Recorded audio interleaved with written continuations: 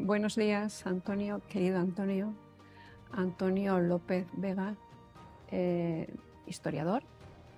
Eres premio extraordinario fin de carrera, por supuesto doctor en historia y profesor titular de Historia Contemporánea en la Universidad Complutense de Madrid y profesor visitante en muchas universidades, entre ellas, por ejemplo, la de Oxford.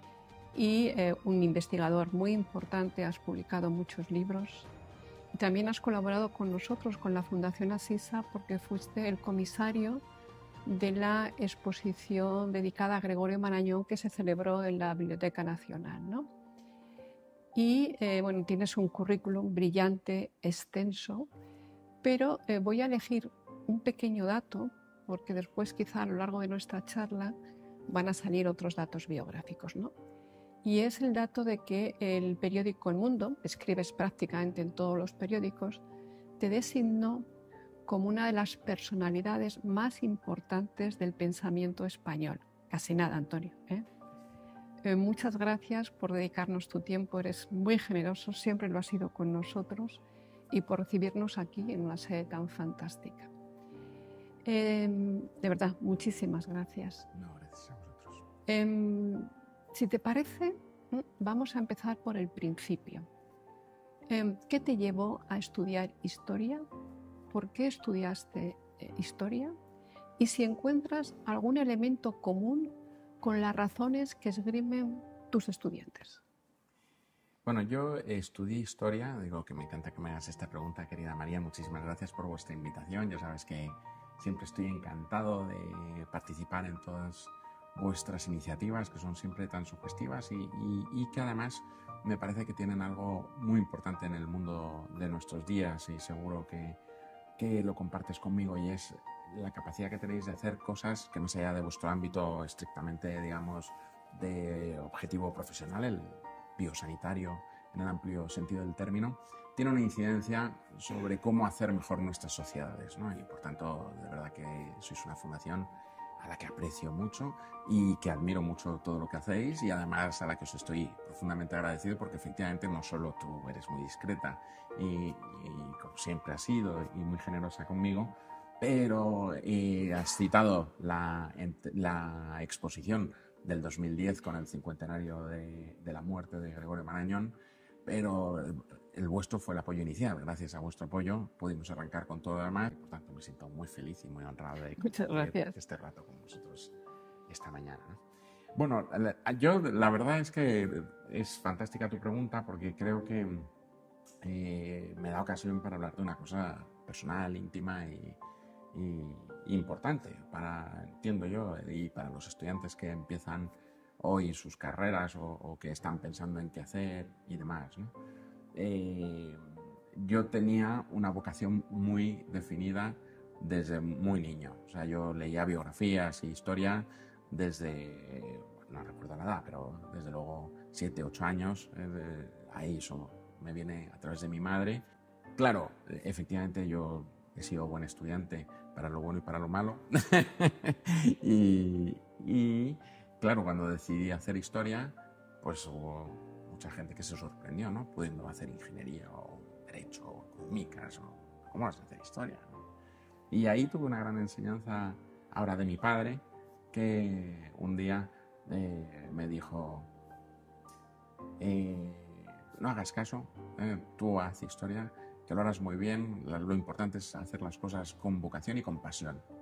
Y efectivamente la vocación, que es el modo de agarrar con pasión el quehacer cotidiano, es algo que creo que es consustancial a poder llevar adelante una vida profesional del orden que sea, ¿no? Muy importante hablar de vocación a los chicos y chicas, porque lo que reciben de los medios y del mundo digital, que está generando una distorsión sobre la vida humana en sí misma, es pues que, bueno, no hace falta que nos enredemos demasiado con esto, porque esto lo entendemos todos, ¿no? Que el éxito, el dinero fácil, el triunfo, en fin, hay una insigne distinguida orteguiana de esta casa que es profesora de filosofía y que se dedica en el instituto, y que más allá de las de las frases que todos recordamos de Ortega y Gasset, siempre recuerda una que me parece muy interesante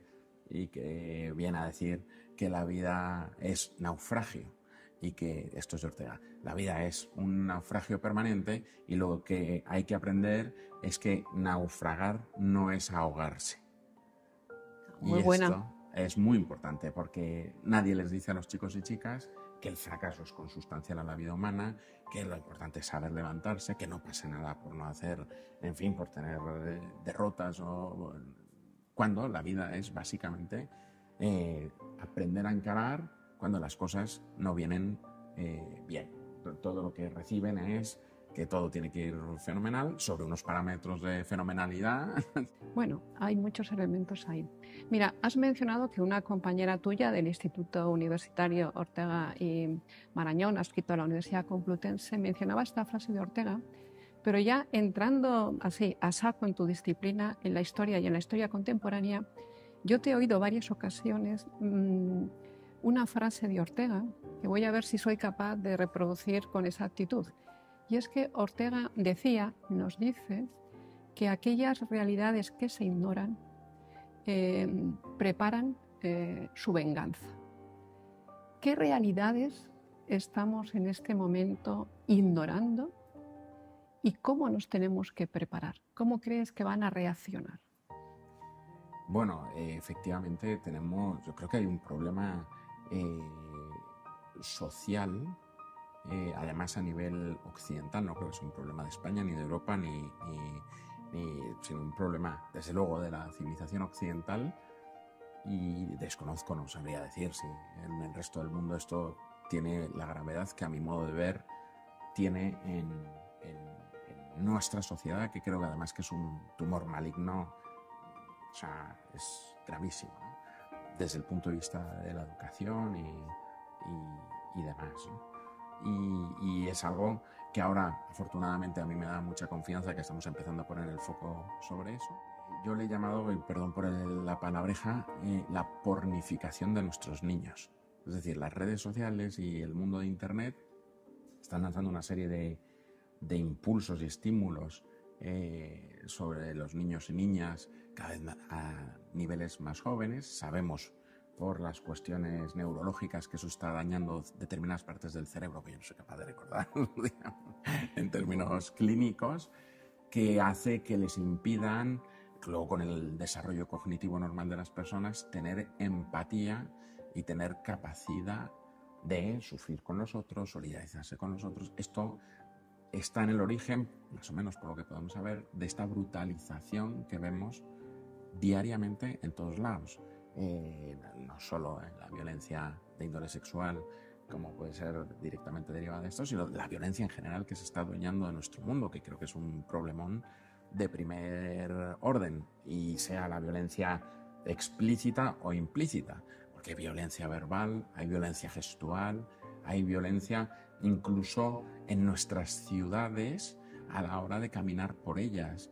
No se cede el paso, no, en los autobuses se ha perdido esa virtud medieval, volvamos a la historia, de la cortesía que tiene esa finesse, dirían los franceses, ¿no? De mantener una conversación. Esto que estamos haciendo tú y yo aquí esta mañana es un bien en peligro de extinción, porque se han perdido esas cosas que tan de la época orteguiana y marañoniana, ¿no? De las tertulias y dedicar un espacio para escuchar a los demás, simplemente por el mero placer, Ramón Gómez de la Serna, de escuchar su talento o sus ideas, o simplemente por intercambiar un espacio, porque estamos descuidando al ser humano. Claro, los médicos son parte de la sociedad y por tanto están sometidos a los mismos riesgos de la sociedad, no son entes externos. Por tanto, esa brutalización que afecta a todos los estratos de la sociedad, aunque es verdad que entiendo que en los médicos quiero creer que es un poquito más atenuada por su propio ejercicio, porque están todo el día con el dolor humano en permanente contacto, y por tanto entiendo que tienen una cierta capacidad de protegerse frente a eso, pero no son inmunes. Y por tanto estamos en un momento gravísimo y complicadísimo. Pero este término que has utilizado de brutalidad, acabas de hablar en términos de comportamiento, ¿no? Sí. Lo podemos llevar también a la formación, ¿no? O sea, brutalidad en el sentido de escasa formación, de escasa instrucción, de nivel de conocimientos, bueno, pues el que es, pero no es más.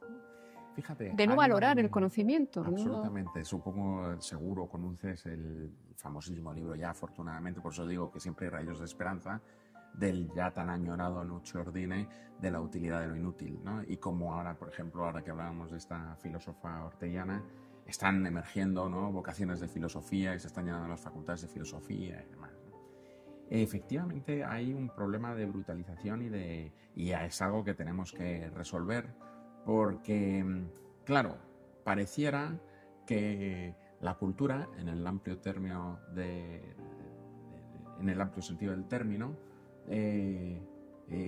Ortega la definía como sistema vital de ideas de cada tiempo, pero en términos históricos, claro, ese pozo, ese magma cultural de los siglos es muy importante. Esa capacidad de comprender otras realidades y de entender que tu mundo no es el mundo. Y es una paradoja, porque estamos en el momento más interconectado de la historia y todo el mundo vive en su suprema individualización y de una manera extraordinariamente ajena a la otredad. Eso es un problemón. Por tanto, hay que reivindicar el valor de la cultura, de los saberes generales. Hay algunas universidades americanas, siguiendo el viejo modo clásico, sobre todo estadounidense y británico, pero hay algunas universidades, estoy pensando ahora en el ITAM, por ejemplo, en México, en el espacio en español, que todavía conservan la idea de los estudios generales y que aunque formen ingenieros, economistas, abogados, expertos en inteligencia artificial, tienen en su cursus honorum. Sí, claro, el cuidado del lenguaje es muy importante porque sabemos desde Wittgenstein que eso estructura, desde luego, en términos filosóficos, pero claro, te ayuda a ordenar la cabeza y a ordenar, digamos, el caos. Al final, nuestra vida, y esto es número 1 de Revista Occidente, es poner un poco de orden, jerarquía y claridad en medio del caos que nos rodea. Y eso es lo que te ayuda a aprender a que naufragar no es ahogarse. Y por tanto, digo... Sí, sí. Has empezado hablando de vocación. Y a mí me consta que tú tienes muchísima vocación y en todas tus charlas públicas en las que eres muy generoso, lo transmites de una manera clarísima.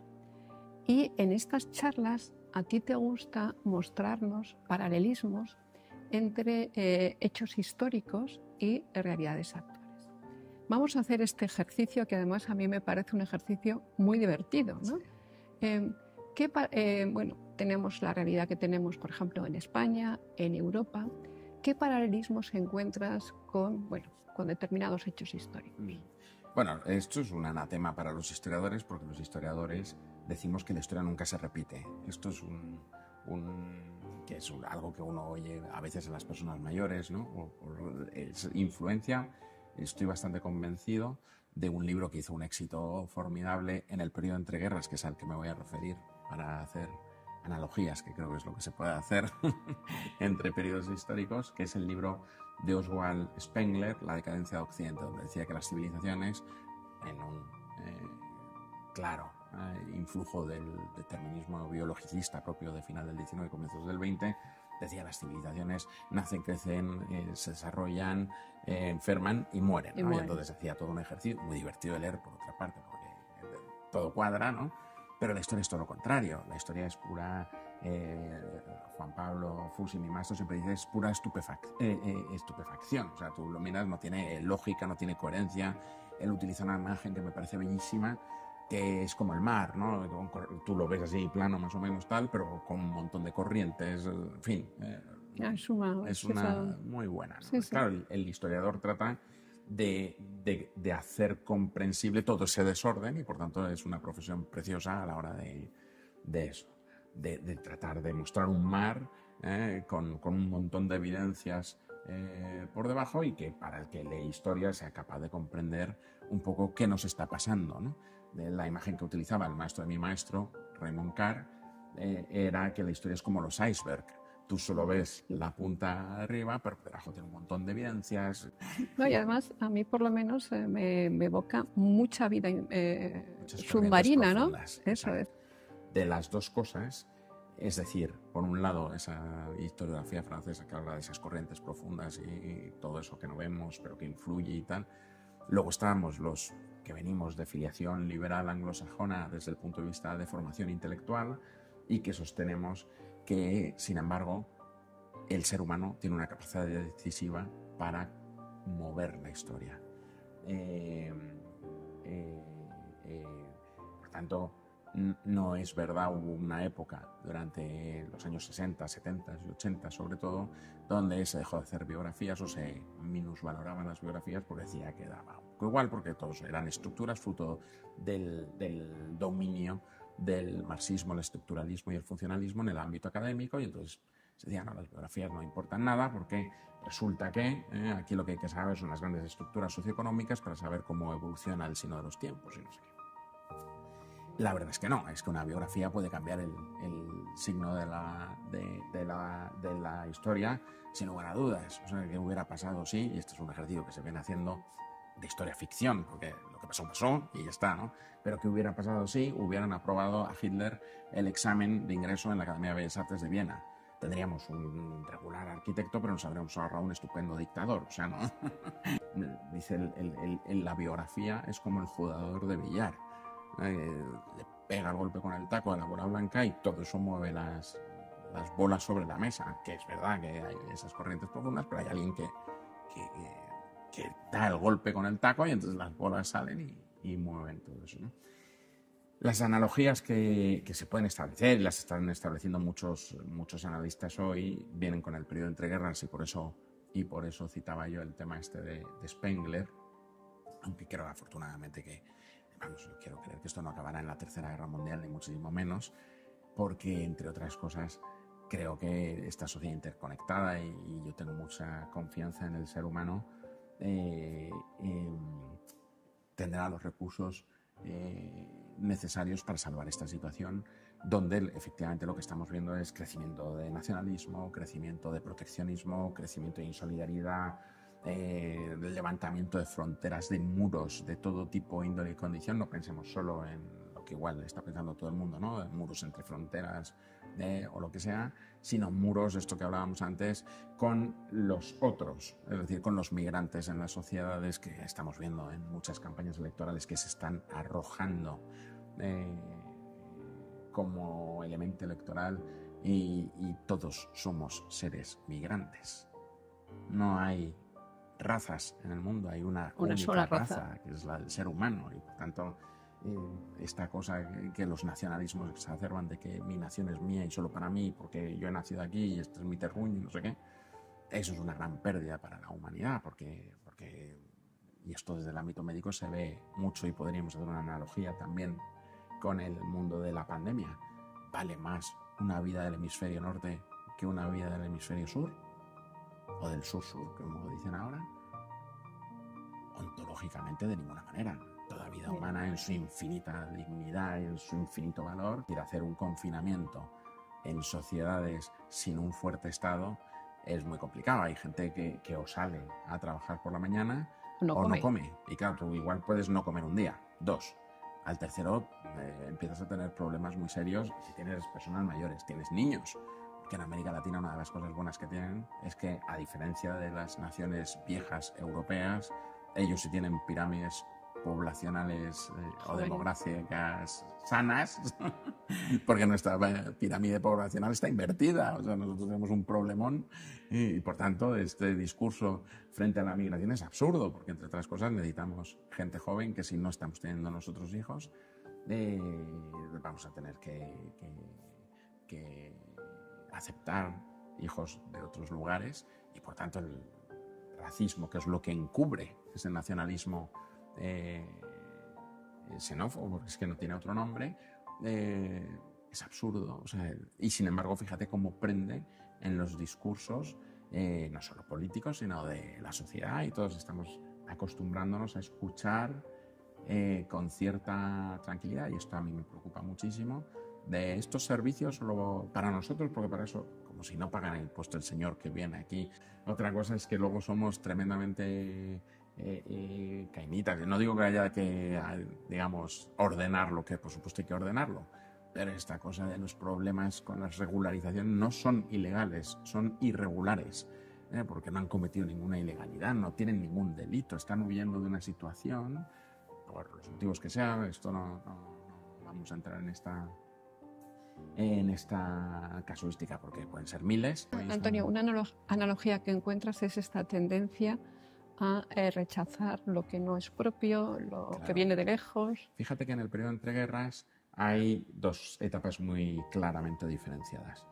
En los años 20 hasta 1929 se construye un sistema de cooperación internacional que se articuló a través de la Sociedad de Naciones, que es el antecedente de Naciones Unidas, y que tiene una serie de hitos, ¿no? Pues la reestructuración de las reparaciones de guerra que Alemania debía pagar, que era impagable, como dijo Keynes en 1921, en las consecuencias económicas de la Primera Guerra Mundial, donde ya dice esto solo va a traer la Segunda Guerra Mundial si no lo corregimos, ¿no? Bueno, pues eso se arregla con los planes Dawes-Young en el 24 y en el 29, luego hay unos acuerdos de Locarno que, digamos, rehacen toda la estructura internacional e integran, esos son en el 25, en el 26 Alemania se integra en la Sociedad de Naciones porque no reconocía el Tratado de Versalles por el tema de la injusticia hacia su desarrollo, que es lo que utiliza Hitler para construir todo su partido nacional socialista, el partido nazi. Y en el 28 Briand, el francés, y Kellogg, el norteamericano, integran de nuevo a Estados Unidos en el sistema. Bueno, eso más o menos va construyéndose de ex novo, ¿no? Por las ideas de Wilson desde el final de la Primera Guerra Mundial, pero llega el crack del 29 y a lo que asistimos en la década de los 30 es a la destrucción de ese sistema fallido, que hemos estudiado los historiadores porque es fallido, aquí no viene al caso, no. Pero para lo que tú me preguntas, vemos durante toda esa década los síntomas donde se va destruyendo. ¿Y cuáles fueron esos síntomas? Pues en 1931 resulta que Japón invade la península de Manchuria en China y crea un estado títere, Manchukuo, y en Occidente deciden que, bueno, eso es un problema de los chinos, eso está muy lejos. Solo Salvador de Madariaga dice, ojo, el derecho internacional es importante si aceptamos la violación del derecho internacional. Tú fíjate las concomitancias, si aceptamos las violaciones del derecho internacional, esto solo traerá los lodos de la guerra. Nadie, se burlaban de él en la Sociedad de Naciones, que era el representante español en la Sociedad de Naciones, diciendo que era Don Quijote de la Manchuria.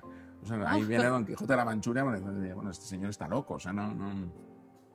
En el 36 Mussolini invade Abisinia como reacción a la derrota que Italia había tenido en Abisinia, que es Etiopía, en 1896, una reacción nacionalista. Mussolini, Italia siempre es la boya política de Europa y posiblemente del mundo hasta que se ha fragmentado de esta manera. Siempre pasa, siempre hay que prestar mucha atención a la realidad italiana y es el primer momento de pulsión fascista. Es 1922, Mussolini toma el poder, en el 36 invade esto. Y Hitler, y son los tres ejes, los tres protagonistas del eje que llevarán a la Segunda Guerra Mundial, accede al poder en el 33, en el 34 ley de plenos poderes, en el 35 primeros campos de concentración, en el 36 apoya a Franco y con Mussolini en la guerra frente a la no intervención de los aliados, de Francia y Gran Bretaña. En el 38 se anexiona a Austria, porque él era austriaco, por cierto,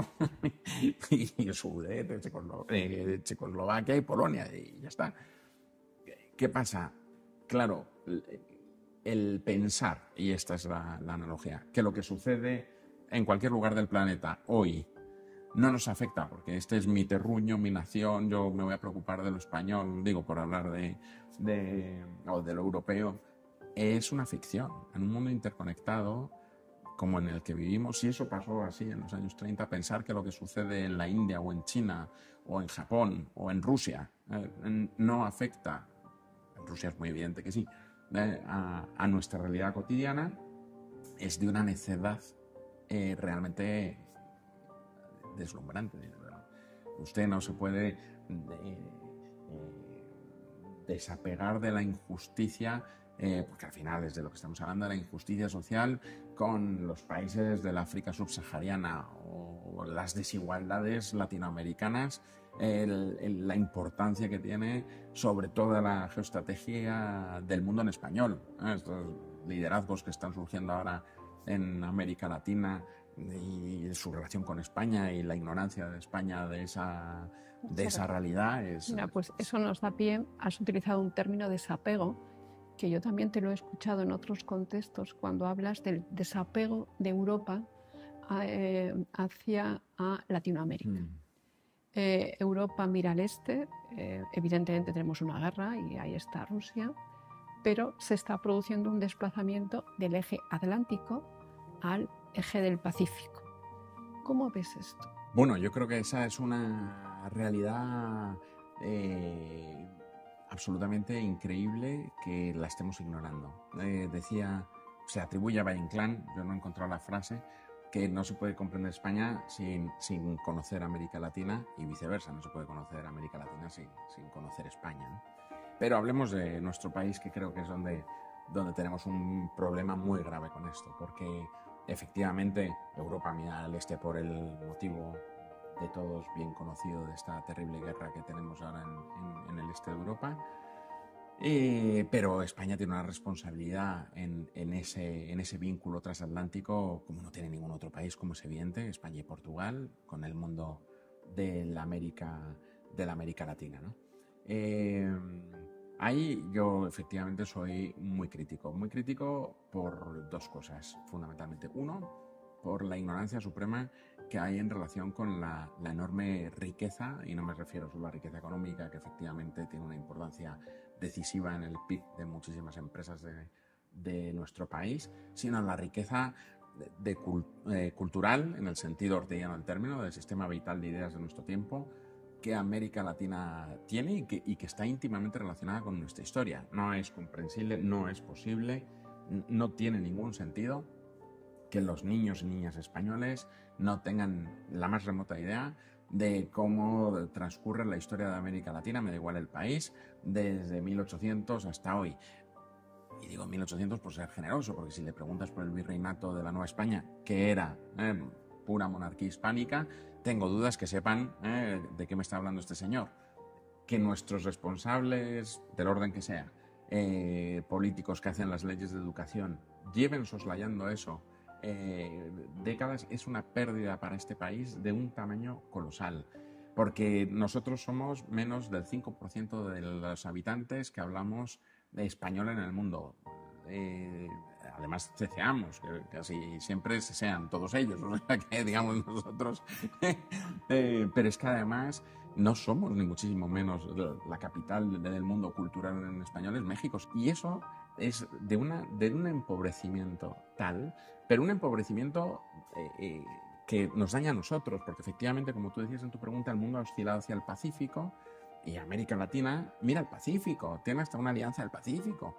Y por tanto, digamos, del primer interés, los que estamos desenfocados es Europa, que ha quedado en un sitio absolutamente tangencial en el escenario de la geoestrategia internacional, pero muy especialmente España, que tiene esa posibilidad, ese vínculo, que es un legado realmente maravilloso y que lleva ignorando decenas de años. Claro, he hablado de España y América Latina, desde luego el vínculo y el conocimiento que deberíamos tener todos de los andamiajes básicos de la historia en el amplio sentido del término y de lo que está sucediendo hoy en estos países, lo hago extensivo igual a Portugal. O sea, aquí tú preguntas a cualquier persona.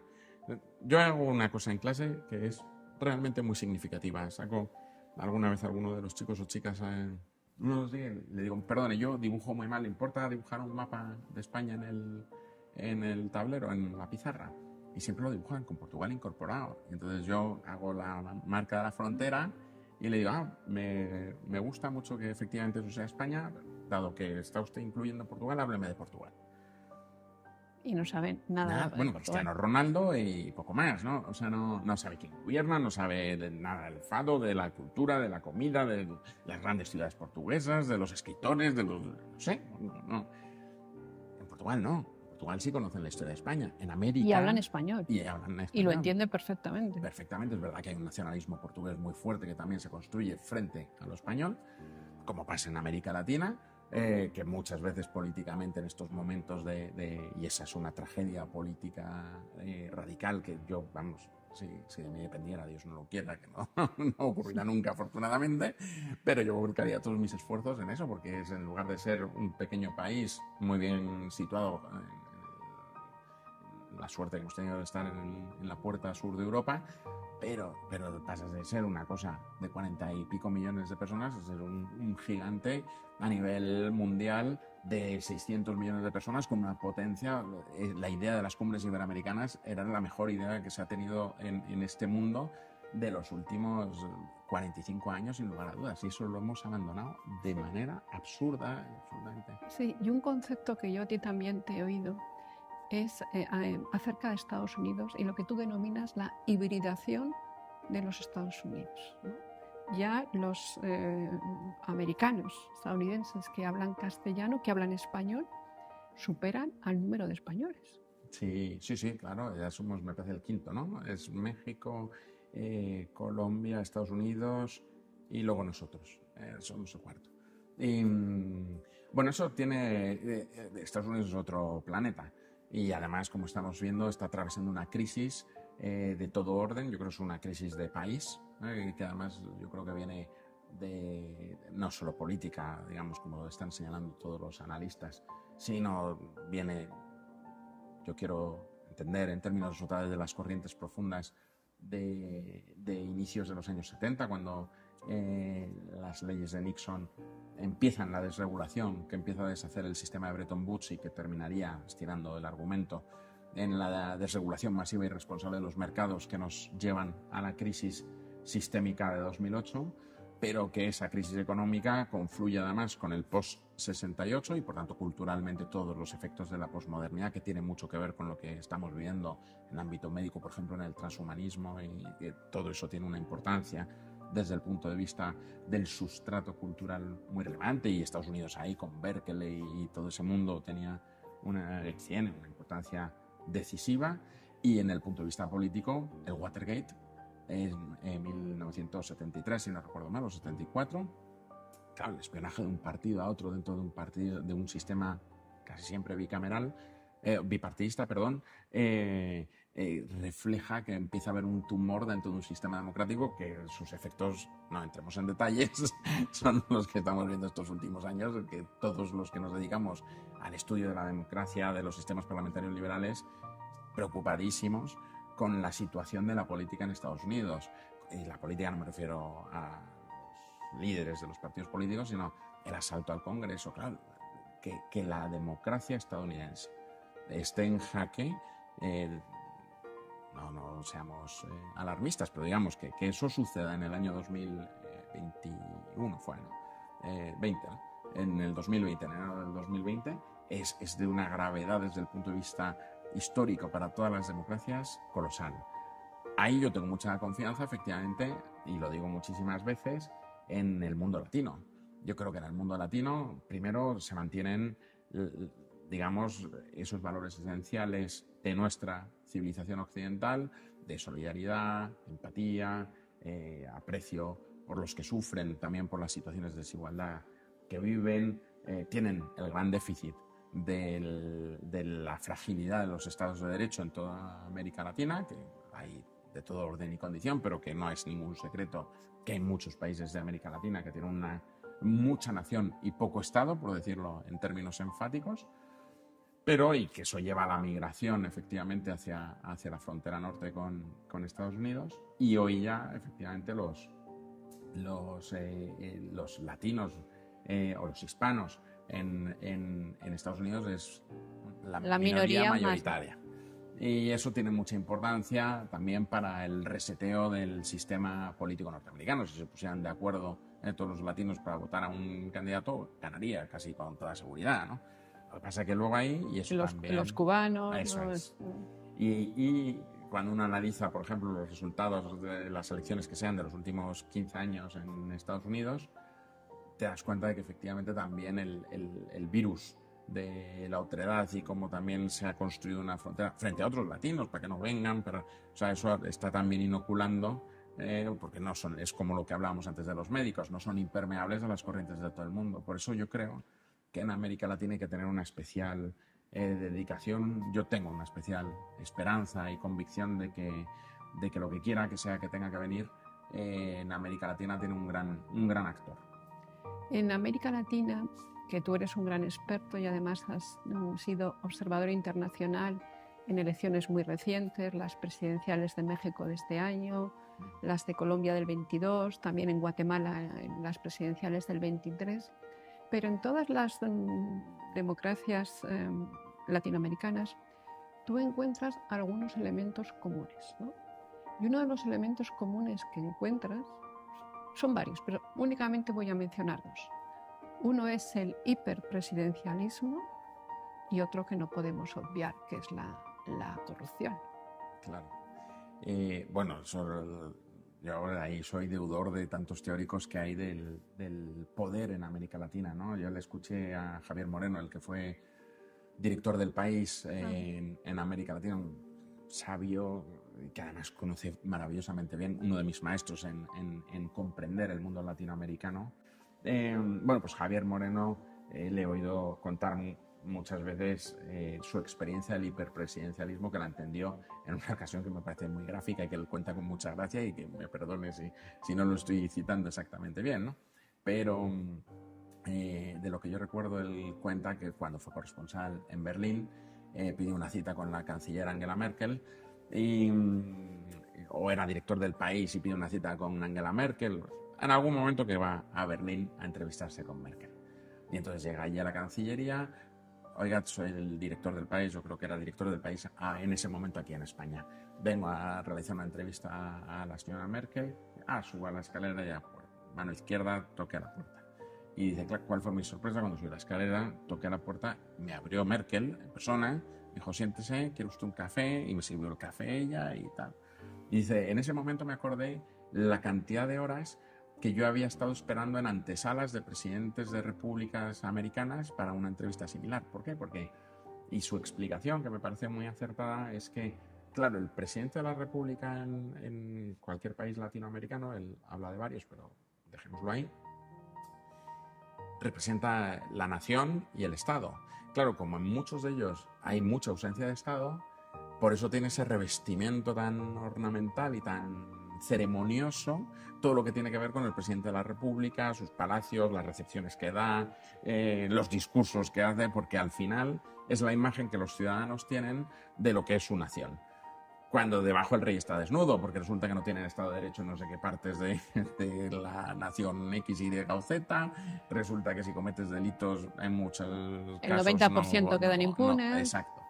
Y ese es un problemón, claro, en términos democráticos y de Estado de Derecho liberal, ¿no? Con eso y con todo, y tú citabas mi experiencia como observador internacional en algunos procesos electorales, tanto con la Organización de Estados Americanos como con la Red Mundial de Justicia Electoral.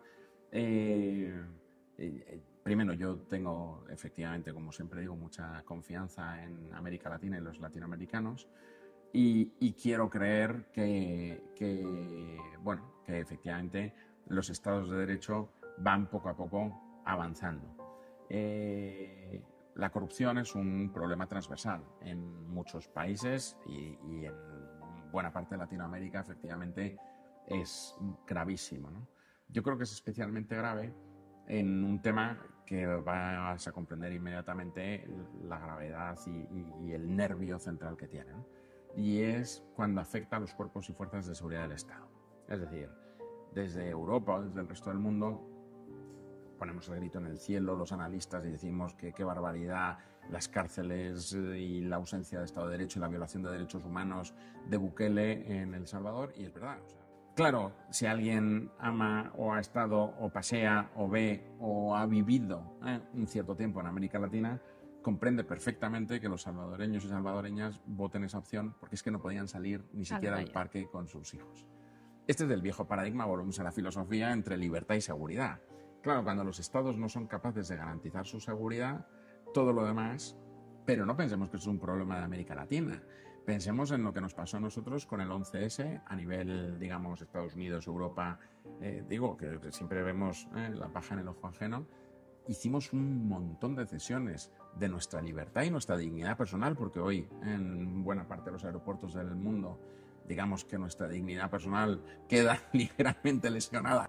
Pero fue una decisión deliberada que además supuso una gran discusión, si lo recuerdas, después de los ataques del 11S y que todas las sociedades occidentales tomamos porque preferíamos, y creo que lo preferimos, poder volar con cierta seguridad y que no te secuestre un avión y lo puedan empotrar contra algún edificio, bueno, a mí no me registre porque en ese viejo, la seguridad, claro, es algo esencial al ser humano que abre la puerta de tantas cosas. Claro, cuando la corrupción afecta a cuerpos y fuerzas de seguridad de los estados, como vemos en algunos países de América Latina, en fin, efectivamente, ¿qué hay detrás de todo eso? Hay dos cosas. Uno, el crimen organizado, que efectivamente mueve unas cantidades de dinero ingente que ningún estado puede mover. Es un problema global, no pensemos que es un problema de los Andes o de la sierra peruana, colombiana o del narcotráfico en México,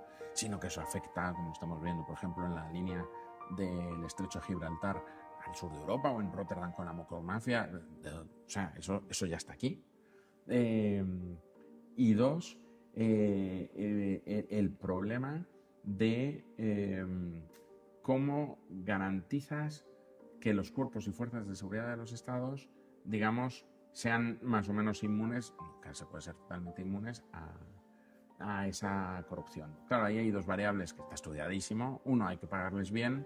Dos, hay que formarlos en derechos humanos, en cuál es su función como valedores y guardianes de la seguridad, que te puedes acercar a la policía sin temor a que la policía se convierta en un agente del mal y te pida lo que quiera que sea que te pueda pedir, ¿no? Y ese es un problema sideral. Afortunadamente, yo creo que es un problema con arreglo, o sea, que sabemos cómo se arregla. Y por tanto, creo que es un tema en el que hay que trabajar. Es verdad que tiene un enemigo poderosísimo, porque el narcotráfico compra, o el crimen organizado compra voluntades a lo ancho y largo del planeta. Y mata. Y matan. Sí, claro, y matan. No, importantísimo, claro, y además queda impune, como tú decías. Pero tenemos la gran fortuna también, como digo, de que hay otras muchas cosas que no salen en las noticias que hacen todas esas naciones inmensamente valiosas en otro tipo de valores y fundamentos y además en la inmensa mayoría de su población. Y por tanto, ahí el poder de las mayorías creo que terminará imponiéndose y yo tengo mucha confianza en todo eso. Estamos en el año 2024. Un año, bueno, muy interesante, ¿no? Porque hay que ver cómo viene el 2024, ¿no? Hemos tenido elecciones anticipadas en el Reino Unido, hemos tenido también elecciones anticipadas para la Asamblea Nacional en Francia y acabaremos el año nada más y nada menos que con elecciones en los Estados Unidos. ¿Qué lectura haces de todo esto? Bueno, es un año efectivamente en lo electoral fascinante. Y hemos tenido elecciones en México, que es un país también muy importante. Sí, en la geoestrategia mundial ya sabes que yo creo que hay una serie de países decisivos. México en el ámbito de América, Turquía entre España y Asia y la India. Me parece que son tres países que hay que tener siempre perfectamente. México, Turquía y la India. La India son ahora mismo, a mi modo de ver y desde mi escaso conocimiento de lo que nos sucede, son los tres países que hay que seguir, contemplar, observar, conocer qué está pasando y cuáles son los problemas de esos países y cómo los están afrontando. Y por tanto, volviendo a tu pregunta, claro, las elecciones norteamericanas o estadounidenses nos van a afectar a todos, pero fíjate la importancia que va a tener esas elecciones en relación con las que acaba de haber en México y el comportamiento de los votantes de origen mexicano en Estados Unidos y la suerte o no que vaya a tener en sus primeras intervenciones la presidenta Sheinbaum en su acción de gobierno, con todo lo que eso conlleva. No pensemos solo en los estereotipos o lo que vemos en las noticias de las fronteras, que si vienen más o menos o lo que sea, sino en las maquilas, o sea, en las fábricas de chips y cosas, de coches, de automoción, y por tanto en la guerra comercial que hay entre China y Estados Unidos a nivel global. México tiene un papel capital, y todas las fábricas que hay en la frontera entre Estados Unidos y México, ahí se juega la batalla. O sea, entonces, claro, esto que normalmente no sale en las noticias y la gente piensa que es un tema no, es que sube una columna de migrantes hacia la frontera norte y no sé qué. Bueno, y por tanto ahí es un año efectivamente sideral, ¿no? Yo creo que este es un año de esos catárquicos donde hay muchas cosas que van a definir lo que vaya a ser el mundo en los próximos, desde luego, no te diría 15 años, porque el tiempo histórico cada vez se acelera más. Vivimos tiempos donde lo que pasó ayer ya está caducado, pero sí es verdad que quien se esfuerza en poner, y volvemos al origen de nuestra conversación, un poco de orden, claridad y jerarquía, estas 3 elecciones que ha habido ahora, en las que vayan a haber, y la mexicana, o sea, es un diapasón. La europea, que no es un tema menor, del Parlamento Europeo, es un parlamento para 5 años, o sea, todo eso en los próximos 4 o 5 años, digamos, es un nuevo reparto de cartas en el escenario internacional, ¿no? Claro, lo que ha pasado en Inglaterra con la victoria de los laboristas, en realidad es un reflejo de esta desafección que se ve en relación con la política, como sabemos, en todo el planeta, ¿no? Y estas emergencias de partidos extremos a derechas e izquierdas en todos lados. Pero también hay una lectura positiva, y es como efectivamente en Inglaterra, que tampoco es una democracia menor, o en Francia, ha habido una reacción del electorado dándose cuenta de la gravedad de la situación que afecta a la democracia, que es un bien fragilísimo, como el Estado de Derecho, y por tanto eso es como un jarrón chino. Y últimamente en el escenario occidental estamos jugando al fútbol con el jarrón chino. Claro, si uno juega al fútbol con el jarrón chino, es posible que se rompa. Pues son frágiles. Los jarrones chinos hay que ponerlos... Y valiosos. Exacto, y hay que protegerlos, hay que cuidarlos, hay que admirarlos, y hay que estar orgullosos de ellos. Y efectivamente uno de los problemas de nuestro tiempo es que uno escucha demasiado frecuentemente declaraciones despectivas hacia la democracia, que el valor de las minorías, porque la democracia y el sistema parlamentario, que siempre lo enfocamos sobre las mayorías parlamentarias, en su contrario, también lo que garantiza es la voz de las minorías, que están amparadas por ese Estado de Derecho y están representadas en esos parlamentos. Esto es muy importante porque cuando la mayoría se impone en los términos etimológicos, en realidad lo que vienen son dictaduras que suprimen y aniquilan, en el peor de los casos, a las minorías porque no comparten el pensamiento mayoritario. Claro, en sociedades plurales, que este es uno de los valores importantes, ¿no? de la democracia, y yo siempre recuerdo en esto a mi maestro. Claro, todo el mundo a veces me preguntan por ¿Fusi es tu maestro?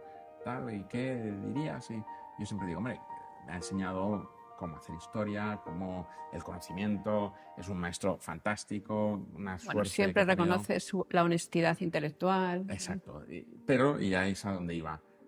Yo si tuviera que decir qué es lo mejor que me ha enseñado, serían 3 o 4 cosas, que es la honestidad intelectual y la pulcritud moral que el historiador debe mantener frente a los acontecimientos, o sea, no ser sectario, sino tratar esa ambición intelectual de comprender las cosas para entenderlas y aprender cara a afrontar el futuro.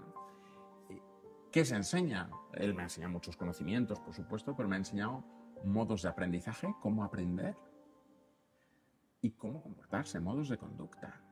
Claro, Fusi, a mi modo, es el paradigma del liberal, por esa honestidad intelectual, por ese modo de comprender la diversidad, la pluralidad, la tolerancia, el respeto de las ideas de los demás sin imponer las propias, entender que los demás también tienen parte de razón y que uno, y que la verdad, como esgrimen a veces los dogmatismos, no es una, sino que tiene un montón de perspectivas.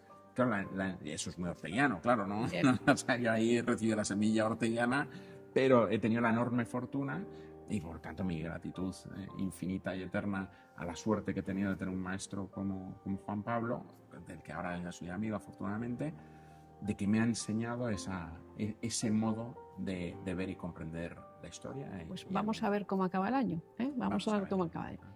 Y ya la última pregunta y volvemos a la primera. ¿Cómo crees tú que se tendría que estudiar o que se tendría que enseñar la historia en la formación obligatoria en España para que nos sirviera para tener un pensamiento propio, un pensamiento crítico, para leer la realidad de una manera más rica? ¿Cómo debería enseñarse la historia? Esta misma filósofa orteguiana de la que hablábamos, siempre lo digo decir, aparte de esto del naufragio, que más que dar conocimientos hay que hacer preguntas, que es lo... Y ella siempre me hace mucha gracia porque, claro, esto con una profesora de filosofía es más fácil, porque... pero ella me dice, bueno, no te creas, Antonio, porque ahora en filosofía hay mucha gente que no está nada de acuerdo con esto, y sobre todo a la hora de enseñar a los niños, que para la historia es igual, ¿no? De que les enseñan Kant, Descartes, Hume, no sé qué, Nietzsche, tal... Lo memorizan y ya está, y luego se han olvidado. Y ella siempre dice... Lo que hay que enseñarles es a preguntar. En historia pasa un poco igual. Tú lo que tienes que enseñar es, y vuelvo a lo de Fusi que decía antes, claves de comprensión. Es decir, no tiene ningún sentido memorizar. Puedes tener la suerte de tener una buena memoria como tengo yo o algunos historiadores, pero no es indispensable para ser un gran historiador tener una buena memoria, porque tú a golpe de clic puedes tener todo el conocimiento que quieras si sabes preguntar. Ahora hay una gran discusión con ChatGPT y la inteligencia artificial. Claro, yo no la anatemizo para nada. Eso es una herramienta prodigiosa si sabes preguntar. O sea, eso no quita que... Pero claro, tienes que enseñar a esas claves de comprensión para que utilicen de manera adecuada esas herramientas. Porque si lo que se utiliza es para hacer trabajos, porque hazme un trabajo sobre la Primera Guerra Mundial, pues el profesor lo ve inmediatamente. Claro, si tú en clase has enseñado lo que no está en los libros, esos modos de preguntar, de comprender y de buscar las razones o las raíces profundas que luego encontrarás en los libros, en los buenos sobre todo, pues a la hora de que utilicen herramientas como la inteligencia artificial, pues es una herramienta maravillosa, porque tú has enseñado, has formado a cómo preguntar, que es la clave de todo, para aprender que la vida es puro naufragio, pero naufragar no es ahogarse. No es ahogarse. Me parece que es una frase extraordinaria para terminar. Muchísimas gracias, Antonio. Como siempre, hemos aprendido mucho de ti. Yo aprendo todos los días, ¿eh? Ha sido un auténtico placer. Te doy de nuevo las gracias. Y bueno, pues confío que a lo largo de este año vamos a tener seguro ocasión de charlar sobre lo que está ocurriendo y sorprendernos, porque seguro que nos vamos a sorprender. Eso siempre pasa. Siempre pasa, sí. Muchísimas gracias, Antonio, de verdad. Muchas gracias a vosotros, María. Un placer siempre venir a la Fundación Asisa.